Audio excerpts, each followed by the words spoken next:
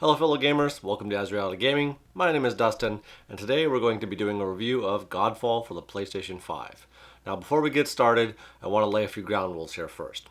First of all, this game has really frustrated me, and so in order to properly and adequately express my emotions, I'm going to curse like a drunken dirty pirate. So be prepared for that. You might learn some new words, I don't know. But if you are easily offended or have sensitive ears to cursing, turn off the video now because you're probably not going to like what you hear. If you do want to stick around and hear my cursing, then great, let's get into that.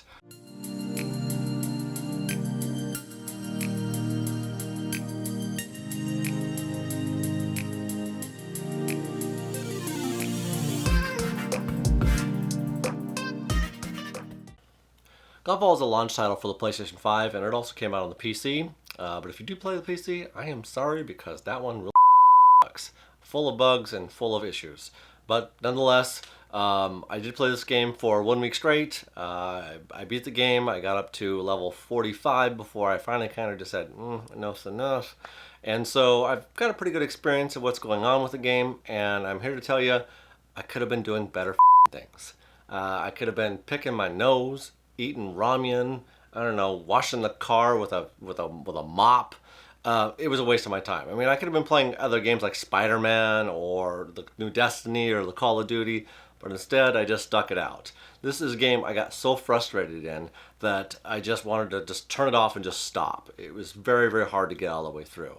But I also found that every time I would turn it off, about 10 minutes later, I would be right back playing it again. So either this is a game I love to hate, and I'm some sort of like masochist, and I love terrible games. I don't know, I'll let you guys be the judge of that. So let's get into the actual review then. First, let's start with the story. There isn't one. Sorry, moving on. No, really, there's nothing really to talk about. There's this good guy, and there's this bad guy. You're trying to stop your bad brother from becoming a god, and that's about it. There's nothing really more to be said. It's very lacking, very emotionally draining, and so we're just going to move on and not waste anybody's time on this thing. Also, your character's name is Auron, and again, you're trying to fight your brother from trying to prevent him from becoming or ascending to be a god. But it starts off in this very masculine kind of a voice.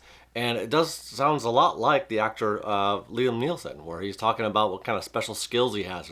But what I do have are a very particular set of skills. But as you progress in the game, you unlock other suits of armor, and as you unlock other suits, you start realizing, wait, there's a female versions of these suits. And when you pop into those suits as the male, you automatically become a female with a female voice. It seems very strange to me that they threw that in there without the ability to kind of like, if I wanted to be a female, I would make a character creation to do that, and if I wanted to play a male character, I would do a character creation for that. But you know, it's keeping very fluid for the gender community out there, and so maybe that's the route they wanted to go, but I just think they were really lazy. Anyways, moving on. Now this game goes all out in the graphics and the special effects. All the weapon swings and particle effects are really awesome on this. They really hit top notches on this. But that unfortunately is it. When will gaming studios finally realize that we're just not just a bunch of kids in a candy store just looking at the brightest, shiniest thing? We actually want depth and some actual character development in these games. You know, an environment that is immersive. But this environment was hollow. It's like it's the end of the world kind of a deal, and you're just running from one scenario to another scenario, and they're not even really scenarios, right? I mean, there's just, it's a world. They've Lego built this world, and as you're walking through, oh, hey, there's some monsters. We'll throw 5 of these monsters at you. You finish those up, great, congratulations. You move to another area, wait, there's another 5 monsters, pretty much the same kind. And just kind of haphazardly walk around this world trying to get to your main objective, and fighting the same stuff and no rhyme or reason. It's like they're not like built up in an army or anything like that. They're just kind of, you know, scattered here and there. It's kind of cheap, kind of hollow in that sense. The missions in these games are not really missions at all. They're just very lame, kind of go over here, collect this thing, and then also go over here and use this use this ability 5 times, or use that technique 7 times, and then you get to unlock some other thing. And it seems like, well, that's not a mission. That's like some lame-ass tutorial quest. Why are we doing these over and over and over again? Alright, moving on to the action. The game feels fun to play, actually. Slashing the weapons and the effects and the particles that come out from there is very rewarding. I will give them that. But that is about it. Trying to learn the different combinations and techniques in this game are very complicated and actually very difficult to pull off. There's a lot of timing on those. So if you just want to go through and do like a couple quick attacks and then a hard, like a more powerful attack, it is going to be unrewarding, really. The trash mobs that you're going to come up against are going to kick your ass. Does he look like a bitch? What? Even with that, you can't just go through and bulldoze this game. You can't just go through and just mash all the buttons and expect results. You have to finesse yourself through this. You can to a certain point, the higher levels you get, but in the beginning, if you're trying to figure out like which weapon do I use, this one looks cool with this armor, etc., there is some synergy to it that you have to think about. But if you're not thinking about those and you just want to play a game for fun, this game will not make it fun for you. You'll end up in a ditch, dead, hitting that X to respawn your character because you died to trash and you feel like a loser. Next up, let's talk about the difficulty of the bosses. And oh my god, these bosses were stupid hard. I mean, seriously, these sons of bitches. Son of a bitch. Oh, I'm a son of a bitch. Are the hardest things in the damn game. It's stupid. They are these melee characters. You're a melee character, right? Where you're trying to get into your slashing and your combinations and things like that. But all the bosses, all the mechanics are designed to keep you as far away from you as possible. If you get in close to them in close quarters, they punish you. And I mean they punish you. A couple of combinations from them, you're dead. Alright, great. Hit the respawn button. Start over. Oh, the boss is at full health again. How awesome is that? Let's just keep beating our heads against this like an attrition.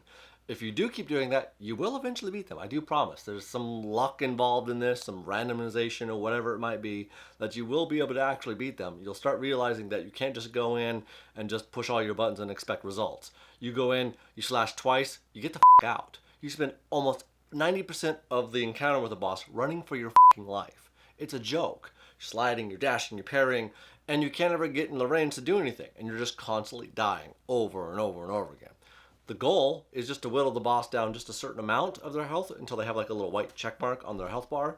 That means they won't respawn their health beyond that part. So you can slowly whittle yourself down. So you're kind of going in there, throwing yourself like on a grenade every single time, trying to get enough damage down to the boss where you can get to that final stage, and then maybe be a little strategic about the last 25% of the boss, which can still be annoyingly hard. The final boss, Macros, is so damn hard and broken that even before you start the encounter, you're halfway across the room, which is a huge room by the way, and he's over on his throne room, and he's already casting this stun on you that totally debilitates you, and then he warps all the way across the room to unleash this devastating combination on you, which then basically just drops you down below 50% of your health. I'm like, what the I haven't even got a chance to engage this guy yet, and he's already like dropping bombs on my shit. If you just sit there for 5 seconds, you will die. You can't stay still. You're constantly shucking and jiving and running for your life every time you turn around. The strategy to beat this guy, honestly, is just to go in, hit him twice, and get the out. And hopefully he doesn't drop some other bombs on you, and wait for that right perfect combination and go back and do it again.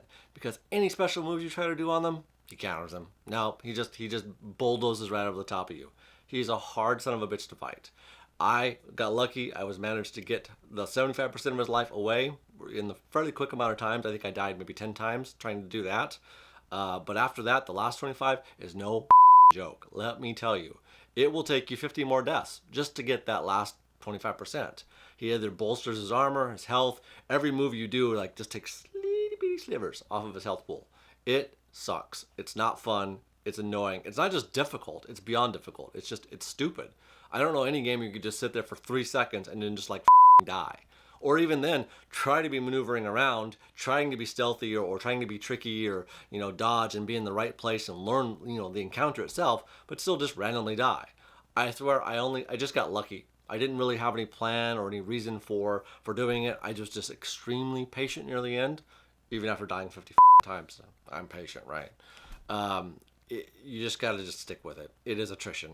And eventually you'll get lucky. You'll find some combination or some, he'll cast a spell and you'll be able to get right behind him and get a couple extra damage clicks in and just keep doing that and keep doing that and just keep doing that. And you too will beat this terrible of a game. Congratulations. Now, after you beat the game and you get through all that terrible experience, there is this end game that opens up, which actually I have been kind of enjoying a little bit. I enjoy the loot acquiring and the min-maxing of characters. And you get this ability to acquire Dreamstones. These Dreamstones then kind of unlock a challenge, like a tower of trials, if you will, that allow you to continue to progress into the game. They give you different options on, do you want to go this route or that route, and then depending on what you choose and how far you go into the game, you acquire different kinds of loot, which is nice. It was kind of fun, refreshing change to that. And by this point in time in the game, your character is actually kind of powerful enough to be able to survive. You know the mechanics of the game, which is like run for your life every time you turn around. And from there, you know, you can whittle your way through these encounters. Now, it would be fun if you had some friends to play with. And now, while this game has some multiplayer, some co-op options available in it, they didn't include any matchmaking. Like, what kind of idiot are you if you don't include matchmaking in this game? I mean, seriously, it's like, the game would be way funner if you had people to play with. But if you're like me and you have no friends on PlayStation, because I don't have any friends on PlayStation, you can't play with anybody. Sure, now I could go to Discord and find some, like, you know, Reddit channel, LFG, you know, play this terrible Godfall game for me. But no, I just want to be able to hit a button, have it brought down, have some people to play with, and move on. Because being able to attack the monster, the boss, whatever, from one side while it's just paying attention to this character, you can come in and if you want, which is great, because that's what the game did to me, and I don't like it, and I want to return the favor. So please, include that in the game. And, you know, I have heard through the grapevine that, you know, they're trying to do an expansion for this and they want to include the matchmaking ability, but whoever's brilliant idea was not to include this in their first release, you're a idiot. Alright, so let's wrap this up with pros and cons then, just to kind of get this out of the way. Pros, it's got great graphics. The world is shiny, the armor is cool, glinting effects. It's great to look at. The amazing particle effects and the weapons and combat, they're fun to play. You get that kind of a joy of smashing somebody in the face with a big warhammer. That's a good experience. A potential interesting endgame, hopefully to min-max in, which I'm kind of looking forward to playing a little bit more of that, but I don't promise for playing a lot more. Also, the challenging difficulty, even in normal mode. If you like challenging games, and you want to punish yourself, this might be the game for you because it's really hard, unfairly so. Now maybe they'll fix those bugs, but we'll see. I doubt it. Cons, you know, this game is $70 bucks. I paid $70 for this terrible, hateful experience, and I'm not happy about it. The story, there isn't one. Boss fights, well, we know how those feel. Hell, any fights, we know how those feel. They suck.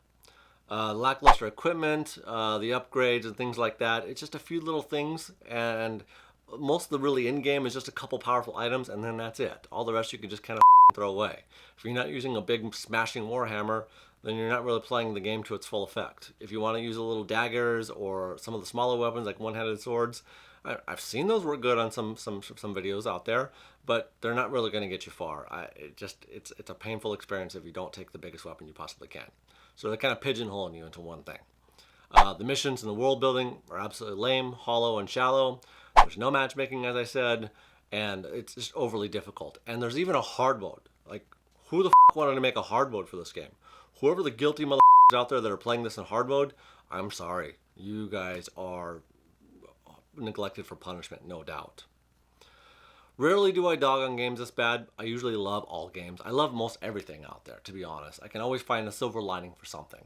But this one, I had high hopes for it. I thought it was going to be kind of a sleeper hit, and then people were going to really be excited about it, but it just didn't add up. And it just was not worth the money to invest in it this time. But, be that as it may, if in a few months, you know, they add matchmaking to it, they maybe fix a couple of the mechanics for the bosses, and they drop it to, I don't know, $20, then I'd say it'd be worth a buy. But if you're trying to buy it now, don't do it.